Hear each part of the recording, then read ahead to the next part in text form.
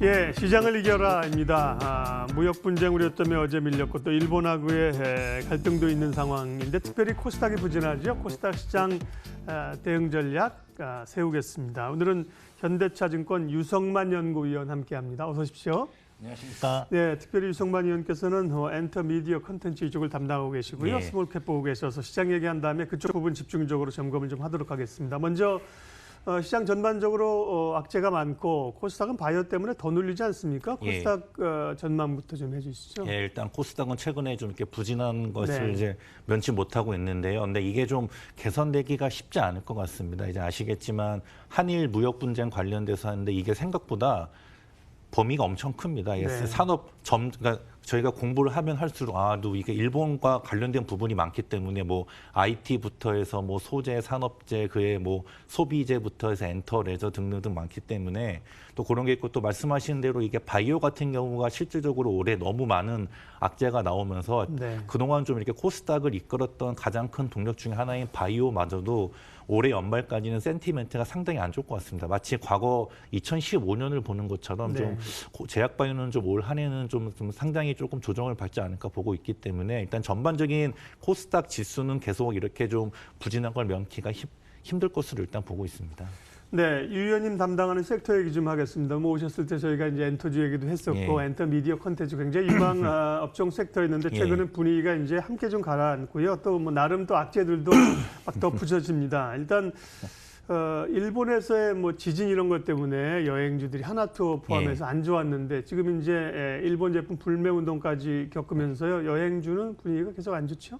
예, 그래서 어찌 보면 이번 한일 관계 악화의 가장 큰 피해 섹터가 여행업종인 것 같습니다. 네. 일단 우리나라 분들이 일단 반일 감정, 뭐 일단 뭐 그냥 괘씸한 것도 있고 네. 굳이 일본이 이렇게 그러게요. 대응하는데 우리가 일본 가서 소비를 할 필요가 있냐 그런 것 때문에 일단 일본으로 이제 여행을 가려던 분들이 다른 곳으로 옮기거나 심지어 네. 이미 예약했던 분들조차도 취소를 하고 있습니다. 그렇기 때문에 일단 근데 아무래도 일단 우리나라가 해외여행 가장 많이 가는 데가 일본이거든요. 작년에 한 네. 일본이 1,000만 명, 중국이 한 700만, 그다음 3위가 베트남 이랬는데요. 일단 이게 빠지다 보니까 모든 여행사들이 일단 전체 외형, 매출액이 일단 빠지고 있습니다. 그렇기 때문에 당분간 좀 올 연말까지는 설령 만약에 내일 당장 뭐 그럴 리는 없겠지만 한일 관계가 정상화된다고 하더라도 이 마음속에 좀 앙금이 남아있기 때문에 올 연말까지는 일본 노선 관련된 아웃바운드는 회복이 어려운 상황입니다. 따라서 여행 그 업종의 좀 전반적인 올해 실적 전망도 그거에 비례해서 하락할 것으로 보고 있습니다. 네. 엔터주들은 사실은 뭐 그나마 뉴스에서 나오는 건 그래도 뭐 BTS는 일본에서 참패하지 않았다 그러면서 이제 젊은 세대는 좀 다르다 이런 얘기도 나오는데 엔터주는 사실 뭐 고영향보다도 YG의 여파가 사실 충격이 줬고 계속 가고 있지 않습니까? 예. 네. 엔터주들은 어떻게 보세요? 네. 그래서 일단 기본적으로 그 YG 사태 때문에 엔터 업종 전반적인 센티멘트가 하락한 것도 있는데 최근에 더 하락한 이유가 뭐냐면 역시 한일 문제에 있는데요.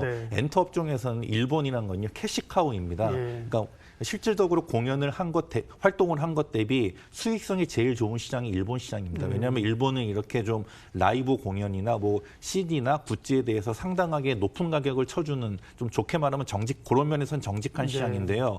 근데 이제 최근에 가장 우려하는 게 지금 당장은 영향이 없는데 만약에 이렇게 한일 관계가 더 악화된다고 치면은 그 일본 아베 총리가 말했지 않습니까? 그 한국에 관한 규제 방안은 한 100가지를 가지고 있다고.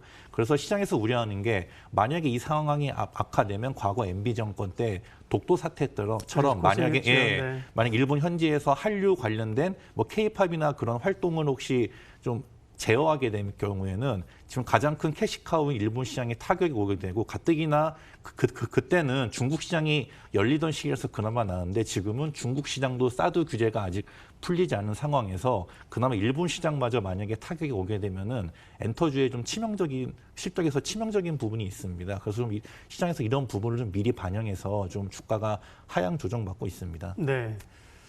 뭔가 뭐 대외적으로는 좋은 얘기들은 다 없는 섹터이시고 섹터 담당하는 또 분들도 곤혹스러운 시간들을 참 가고 계실 텐데 그러면 이제 2분기 실적이니까 그래도 이제 실적 쪽에서 조금 개선이 된다면 좋을 텐데 지금 나오는 얘기들이 영향을 주면 실적이 좋아질 가능성은 뭐 크진 않네요. 예, 그러니까 그렇죠? 일단 뭐 기본적으로 일단 엔터주가 일단 하반기로 갈수록 좋은데요. 그래서 네. 2분기 실적이 아무래도 그렇게 썩 좋은 시기는 아닌데 그래도 좀 전반적으로 실적이 그렇게 싹 좋다고 할 수는 없습니다. 네. 그래서 그나마 실적이라도 좀 좋게 나오면은 예. 숫자로도 어떻게 좀 할 수가 있는데 그나마 실적마저도 그렇게 썩 좋지는 않은 상황이라서 네. 또 문제가 이제 앞으로 하반기나 내년까지 혹시나 더 대일 관계가 악화될 경우 실적 하향 우려가 있기 때문에 좀 이래저래 좀 엔터주가 좀 힘든 상황입니다. 네.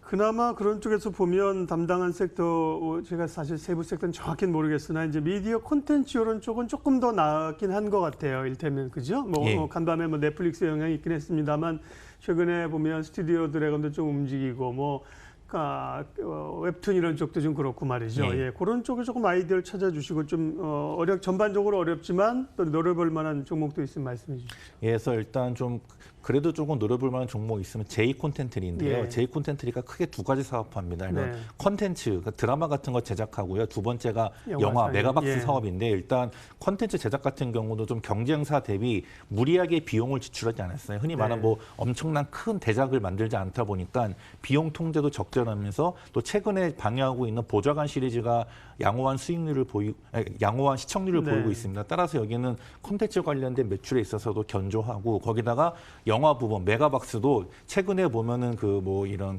알라딘이나 기생충이나 스파이더맨 이런 흥행 대작이 나왔고 또 하반기에도 라이온킹과 같은 좀 기대되는 작이 있기 때문에 좀 미디어 콘텐츠 부분과 영화 부분 모든 부분이 다 좀 실적이 호주를 보이고 있는데 단 경쟁사인 스튜디오 드래곤이나 CJ, CGV 좀 이런 쪽이 좀 주가가 상대적으로 부진하다 보니까 같이 네. 좀 피어 그룹에 묶여서 주가가 좀 저평가받은 부분이 있습니다. 네.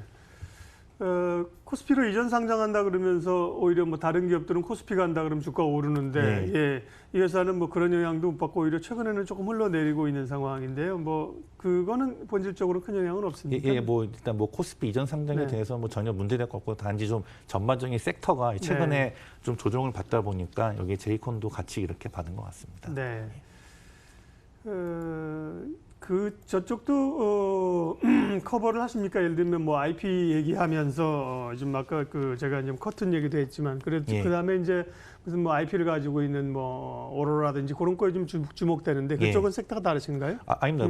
그쪽 하고 있습니다. 그러니까 제가 보니까요. 일단 최근에 컨텐츠가요. 공급이 부족합니다. 네. 그러니까 기존의 지상파에서 케이블, 종편 거기 이렇게 늘어난 데다가 채널이 늘어났는데 거기다가 말씀하신 넷플릭스가 생겼죠. 네. 거기다가 이제 또 내년부터는요. 월트 디즈니가 이 넷플릭스처럼 이 시장에 뛰어들게 됩니다. 그렇죠. 예, 그럴 경우에는 이제 플랫폼은 다양해지는데 거기에 따라서 이제 컨텐츠를 제공해줄 컨텐츠 제작사가 지금 아주 귀하고 그 가치가 올라가고 있습니다. 그래서 요즘 트렌드가 뭐냐면 이런 컨텐츠 제작사들을 인수하거나 아니면은 지분은 일부 확보하면서 일단 컨텐츠 확보에 열을 올리고 있기 때문에 말씀하신 오로라, 초록뱀 등등 이런 중간이나 약간 소규모 이런 컨텐츠 제작사들의 가치가 점점 올라가고 있고 예를 들면은 얼마 전에 위지익 스튜디오라고 VFX 특수기술하는 데가 코넥스에 상장돼 있는 레몽레인이라는 컨텐츠 제작사의 또 지분을 인수했습니다. 이런 걸 봤을 때 앞으로는 이렇게 주요 콘텐츠 제작사들의 가치가 점점 올라가고 따라서 그 관련된 이제 주가도 점점 더 올라가지 않을까 보고 있습니다. 위즈윅이나 덱스터나 이런 그런 또 환경 변화들도 콘텐츠 업종 내에서 조금 주목해 보는 것도 어려운 환경에서 대안이 좀 될 수 있겠네요. 시장을 이겨라. 오늘은 현대차증권 유성만 연구위원 함께했고요. 인사드리면서 출발 마케돈 오늘 순서 마치겠습니다. 오늘도 좋은 생각 또 좋은 결정하십시오. 고맙습니다.